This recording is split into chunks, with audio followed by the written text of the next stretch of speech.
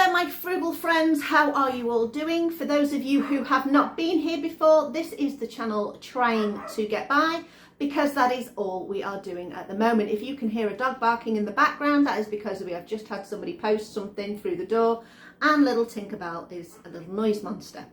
Anyway, to carry on.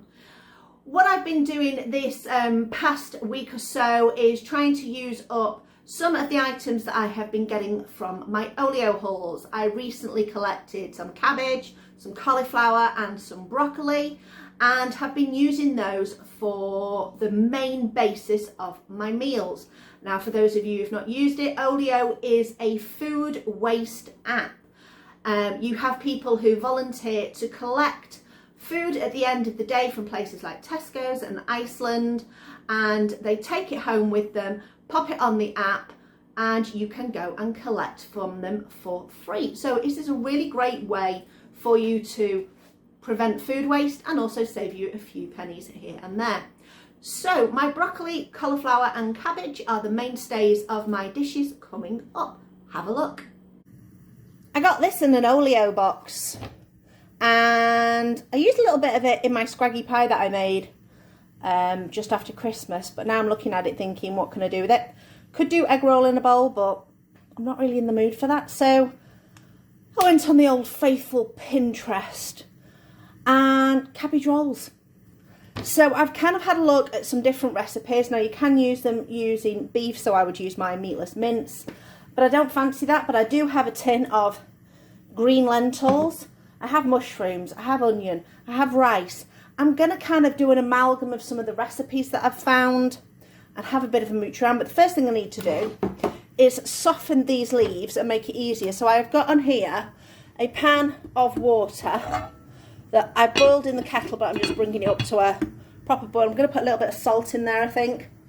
And what I'm going to do is I'm going to take this central core out so that the hot water can get inside. So that's what I'm going to start with, and this is going to help to soften everything up. So let's wibble you there. See if we can keep it steady. Go in with a knife. I'm going to chop that little end off first. There we go. So I'm going to go into this central core so I can release things a little bit easier. So I'm kind of going in at an angle so that we end up with just a hole that's taken this out. So let's see if we can get in there and get that done. Hey, there we go, pop. So it's just taking a little triangle of it out. Might dig in and have a little bit more, just because this is quite a deep core, and the more I can get in, the better it'll cook, and the more it'll soften and the leaves will come out. So, whoop! Oh, on the floor. Good job I'm not using it, although I could have saved it for my stock pot, never mind. But I do have a nice deep hole in there. So that's going to make that easier. This I'm going to put in that way down into that pan for about 10 minutes, I reckon. Okay, in we go. Ah, hot. Pop the lid on. Leave that to its thing. In the meantime, I've also got some rice on the boil. So all as I've done is 2 cups, 1 cup of water, no, 1 cup of rice to 2 cups of boiling water. Get that going. That's more rice than we actually need, because I'm going to save some because I'm going to do something with the rest of it tomorrow. The recipes I've been looking at say cook it in the oven, but we all know electricity prices are really high. I've got nothing else I want to put in the oven at the moment, so I'm not doing it in the oven. I'm going to attempt to do it in this pan. I figure it will work the same. If I cook the cabbage long enough, we should be okay. So what I'm going to do is I'm not going to cook my other veggies in a separate pan. It's all going to go in here. So I'm going to start off with a little bit of oil in this pan, get it to a nice temperature. I'm going to chop up some mushrooms that I've got. I'm going to do them so that they are a fine dice, so that everything is a similar sort of size, so that you've got the rice, you've got the lentils and the mushrooms and the onions are all going to be a similar size, so it all blends well nicely together. Onions and mushrooms are cooking down really nicely. Just realised I'm completely out of garlic. There's me saying, be good, have fresh garlic in, have jarred garlic in, other things. Yes. Well, instead, I'm going to go for garlic powder because that is what I have got. So I'm going to go in with quite a decent sprinkle of garlic powder. I am going to go in as well with oregano. So I'm going in with about a heaping teaspoon of oregano. I'm going to go in with a heaping teaspoon of Italian herbs, and that'll have oregano in as well. I want to make this as flavourful as possible. I'm going to go in with some basil as well, so that's going to get thrown in. There we go, that's in with all of that. Right, next thing I'm going to go in with is my green lentils. I'm just going to drain the liquid off them. Right, they are going in next. Ooh, there we go. Give that a mix around. Also going to put some of my rice in. Let's get a scoop of that. So this is about a cup of cooked rice. And this is going to be our main mixture for inside the cabbage. I have also got a jar of tomatoes that I'd already saved from my garden. What I've done with those is I've just blended them up because they were quite chunky, and I'm going to add what I added to this mixture to this as well to reinforce those flavours. So all I'm going to do now is I'm going to turn this off, let it cool down a little, and then we're going to sort out our cabbage. I'm attempting to scoop this cabbage out, but some of the leaves are starting to fall off. So I'm going to get it out, and I think I'm going to use my tongs because that might be a bit easier. There we go. Put that on the side. I'm going to scoop these leaves out because these are the outside ones, which are quite tender. They're not massive, so we're not going to make them big rolls. But, oh, sorry, I always do this, don't I? If you're a regular watcher, sorry for knocking you as usual. There's never a good place to put this stand. It just kind of just sits there. So we're going to swing over here. I'm going to try and peel off some more leaves. So let's get these a bit flatter. Now the main thing it says when you're cooking the full dish is that the reason why you cook it for quite a while is because you want to make sure your cabbage leaves are really well cooked. So I figure if I take these individual leaves off carefully, I can then pop them back in the boiling water for an extra minute or so. See, this one's not coming off as well. Oop. There we go, get that knife in there. There we go. I might put the full head back in as well if it's not as easy to get the leaves off. There we go. Just cut in. Oh, here you go. Cut in to this section here, and then there we go. Oh, they're coming off not too bad. Not too bad at all. There we go.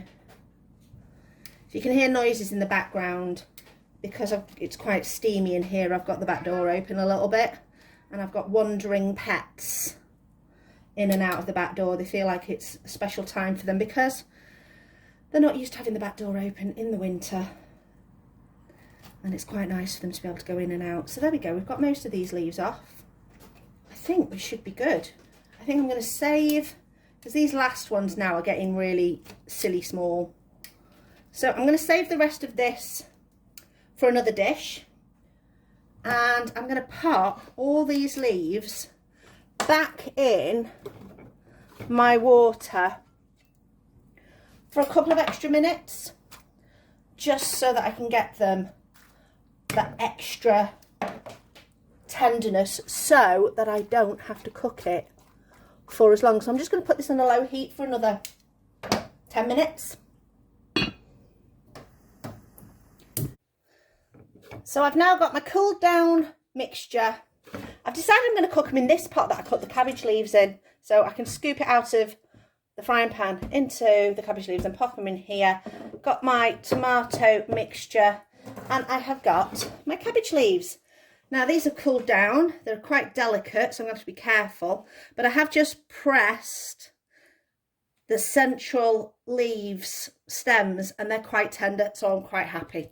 So now let's get on with this rolling and see how we do. So let's bring everything over so we're not having to stretch or reach further than we need to. Now, this is the tricky bit. Am I going to have enough mixture in there? I don't want to overstuff them, but I don't want to understuff them. So this is like a dessert spoon sort of size, maybe just shy of a tablespoon.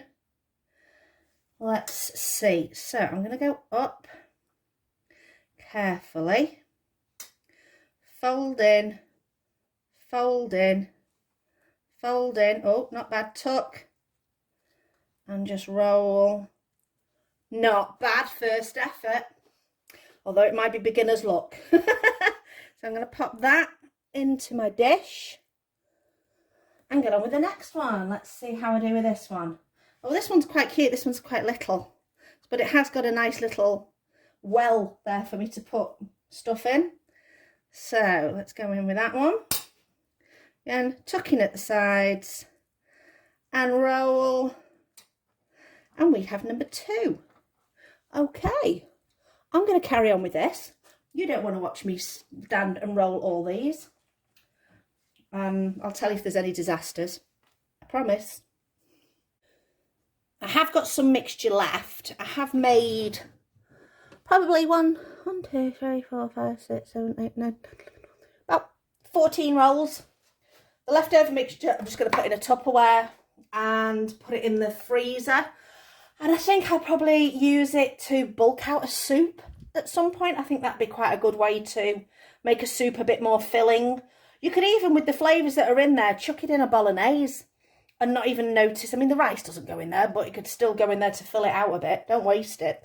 So I'm going to go on here now with my sauce. Make sure I get it all over everything. If you're wondering what these big pieces are, that's just some basil that I dried myself and didn't break down properly, but it's fine. Right, that is all in there. I'm actually going to not waste this. I'm just going to put a splash of water in there, top it off. I'll put the lid on and I'll probably put this on a low heat to gently bring it up to temperature. I'm not going to do that quite yet because Chris is not home from work. So I will get that on as soon as he is. Oh, we are bubbling and a-boiling and cooking and doing things, and I've turned this off and this looks amazing. So we are going to dish this up into these little dishes over here. So, oh, yum. So we've got 3 to start with. The pan is boiling at the side. This is steaming hot, but so tender. I have put some bread on the side because I figure it would be lovely to have some kind of something to mop this up. Any juices or anything, but this is definitely tender. Definitely worthwhile putting it those sheets back in just for that little bit extra time.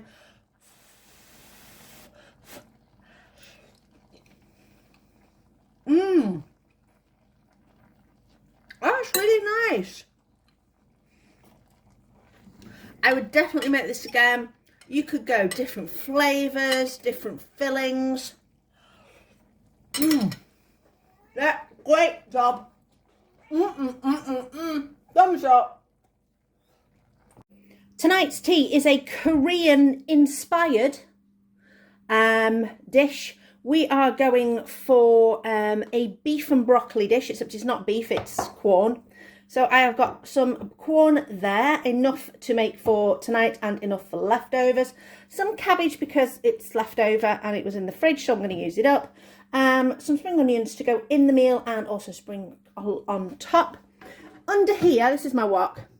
I just poured a little bit of hot water in with some broccoli that we've got and just had it on for a few minutes just to steam it off so it's a little bit more tender. I'm going to drain this pan and use this pan for cooking. Over here I've got some rice. This is 1/3 of a cup of rice with a little bit extra. I'm now going to put in twice the amount again. So whatever you put in a rice, put in twice the amount of water. So I'm just going to measure that. So because we did 1 and a bit, I'm going to go for 2 and a bit more. Give it a little stir. Now, I've put it in the wrong pan. So I've got a lid here.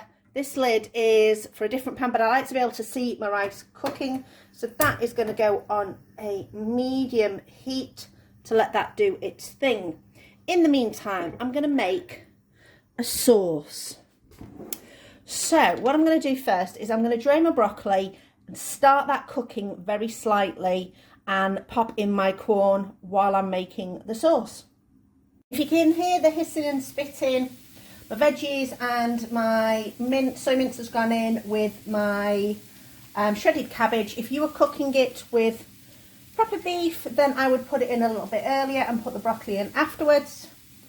And I'm using this bowl again to make my sauce, but if you'd have used mince in here, use a clean bowl. So this is going to be some garlic and ginger. So this is a mixed jar I've got of garlic and ginger. So I am just going in with whatever I have got left in here because we are near at the bottom. But it would be about 3 cloves of garlic and a good teaspoon of ginger. So that is there. Next thing we are going in with is some brown sugar. It says the recipe I've kind of looked at and done with is a little bit too sweet for my liking, so I'm going in with just shy of a 1/4 cup of brown sugar, and then we're going to go in with a 1/4 cup of soy sauce because I want it plenty liquid. There we go. Then it would be a teaspoon of sriracha. I don't have any sriracha at the moment. I've got some Frank's hot sauce, which do the same sort of thing at a push, but I do have this. This has lived in my fridge for years. It expired, well, it has a best before date, but it's a few years old, but it's great stuff. It's called gochujang Korean chili paste. So I'm going to go in with a good teaspoon of that. Really, really nice. And I'm going to give this a good mix around. I'm just noticing in the corner of my eye, my rice is getting a little bit hot. So I've just turned that down to a medium heat and taken the lid off very, very slightly. Scrape that into there. Give that a good mix up. In the meantime, I'm just going to let my meat and my veggies heat up nicely while I continue to mix this. And Smarty, I will get you some food in a second. What I've done with this mixture because the gochujang is quite sticky and thick, unlike if you were using sriracha, which is a lot more loose, I've just added a splash of hot water, just the water I was using out the kettle for the rice, and that's helped it melt down a little bit. So that is there. Now, the idea of this is not to create a big saucy dish. It's to create a dish that coats everything and just makes it unctuous. However, I know Chris doesn't like it like that, so I'm going to make it a little bit more saucy. So I might add an extra bit of soy to it or some hot water, just to make sure that he has a sauce, because he likes his sauces. But we're going to go in and we're going to make sure that we get it over everything.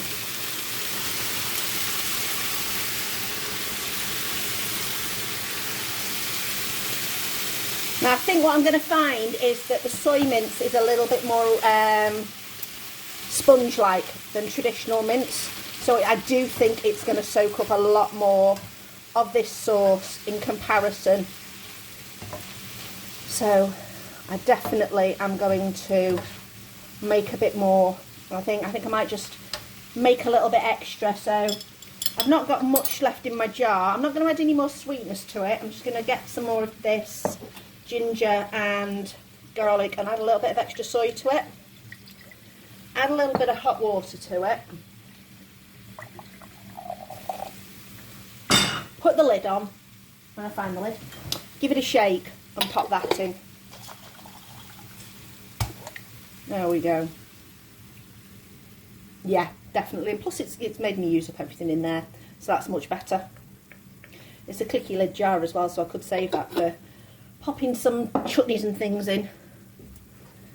So there we go, that's it. Just a case now of making sure everything is nice and piping hot, and then we can serve up.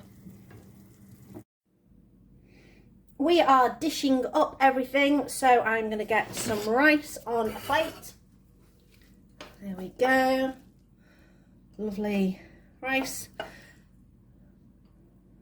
And we are going to go out with some of this. I'm going to use a spatula to get the main part out, and then I'm going to make sure I get some of that sauce for Chris, because otherwise he will not be a happy chappy. There we go. Pop that over there. We can make it look pretty. Get some of the cabbage. Sprinkle on some of the last of these spring onions. There we go. I will get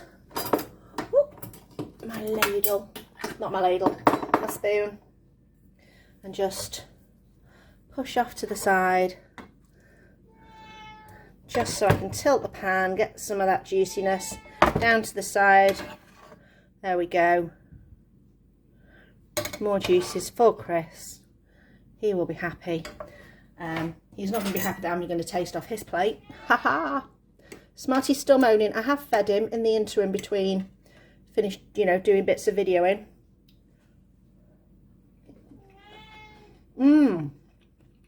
That is yummy. Little bit spicy, little bit sweet. Taste of ginger, taste of garlic.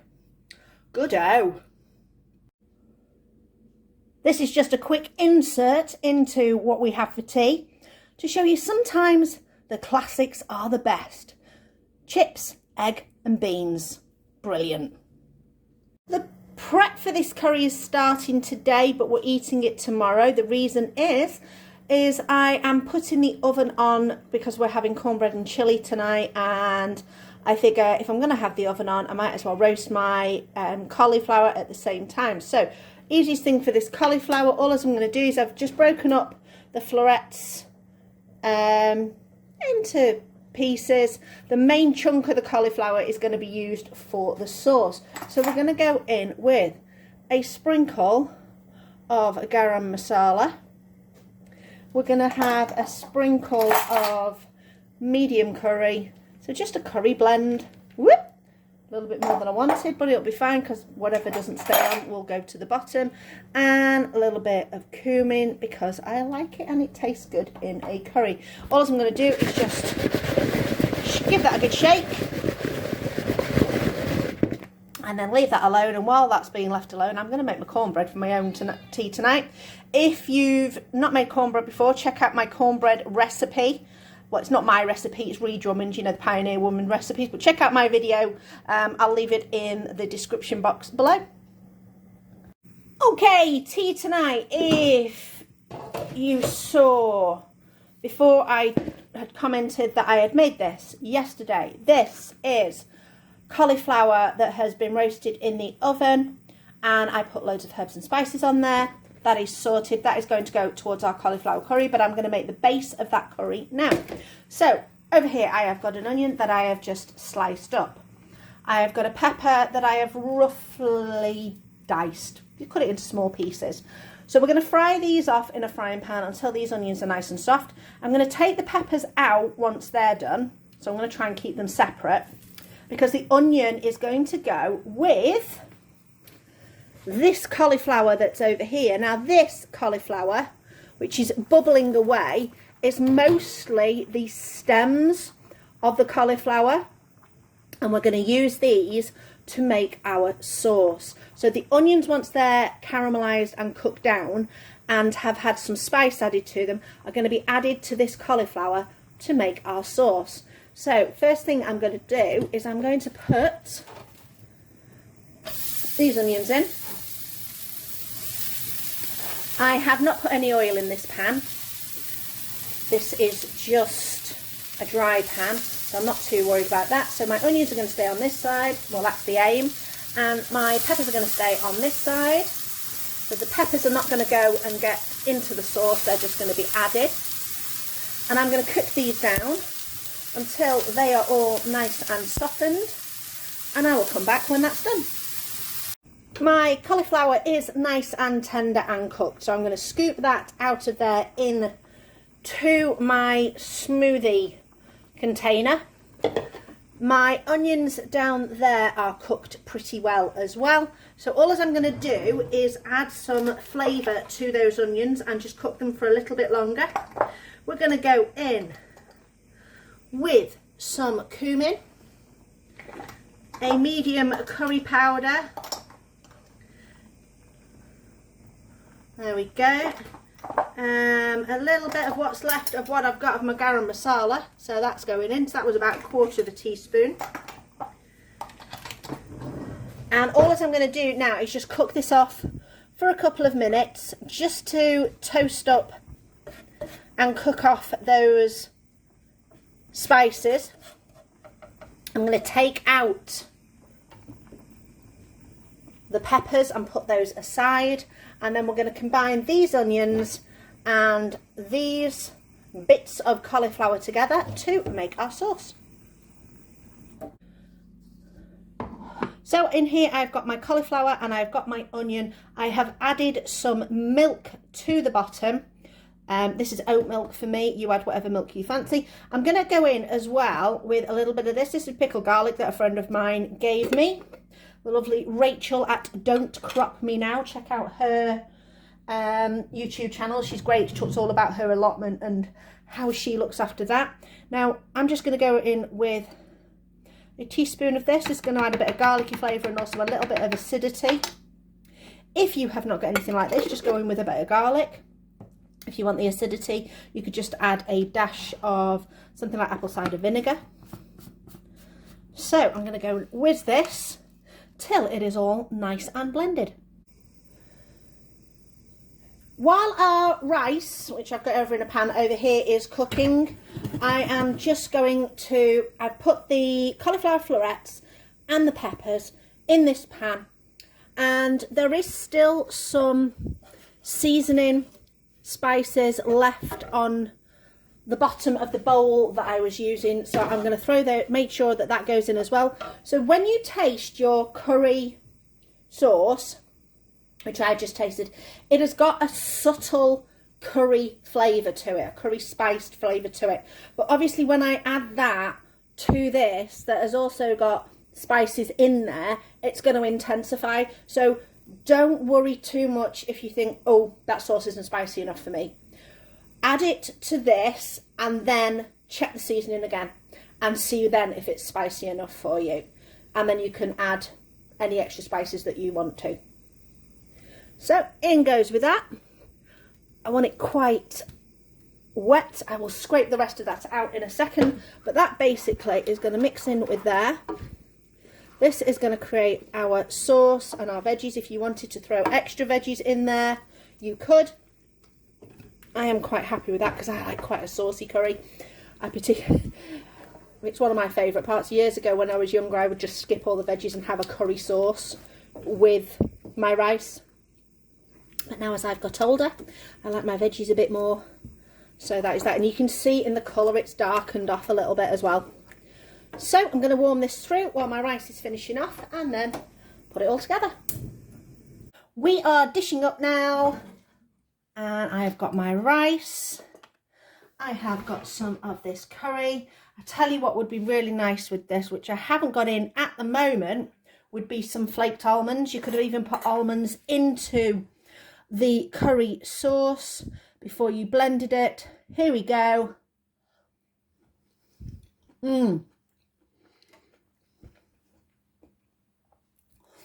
Really, really nice. I was definitely right about the fact that the sauce mixed in with the rest of the cauliflower and the flavours from the cauliflower would intensify and make it really, really tasty. The bit of plastic you can see here that I've just spotted is because I have just put some small onion bougies in the air fryer. So that's tonight's tea, and I'm going to chomp on this. I hoped you enjoyed all those dishes that I did, even the sneaky egg chips and beans. And what is wrong with egg chips and beans? Absolutely nothing. I'm lucky enough to get eggs from a friend of mine, Rachel, who has her allotment, who I mentioned in the video. She provides me with eggs. I do pay for them because it's only fair. She does give me a lot of other stuff as well, surplus from her allotment, so I'm very fortunate to have such a good friend as that. How did you think about the other dishes? I think my personal favourite was the beef and black bean. No, it was the beef and broccoli. We didn't have any black beans. It's because I'm thinking of Chinese recipes coming up. Beef and black bean is a recipe that you can get from a Chinese restaurant. Anyway, beef and broccoli. Well, fake beef in my case. But that was really, really tasty. I love gochujang. Yes, I have had that gochujang for ages.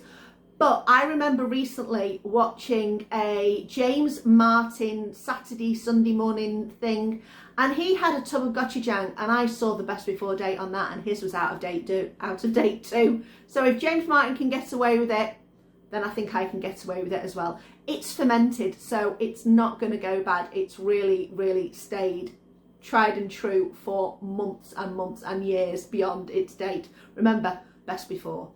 Works well. So let me know in the comments below, what would you have made with broccoli and cabbage and cauliflower, because I'm always looking for new and interesting recipes. So if you haven't, please do the liking and the subscribing, much appreciated. And to those of you who comment on my posts, I love you all. Some of you put paragraphs and paragraphs, and I am amazed at how much time you invest in writing comments back to me, and I really love reading them. So I appreciate you all. So thank you for watching, and I'll see you next time.